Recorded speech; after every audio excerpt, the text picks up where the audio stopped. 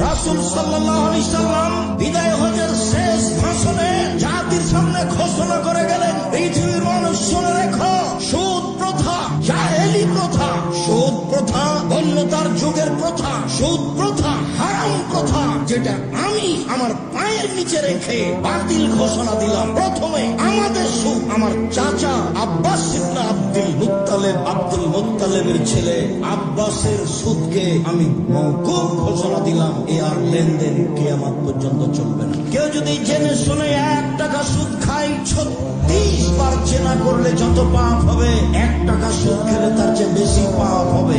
সুদের পাপের ছোট অংশ হলো মায়ের সাথে জেনা করলে যেমন পাপ হয়।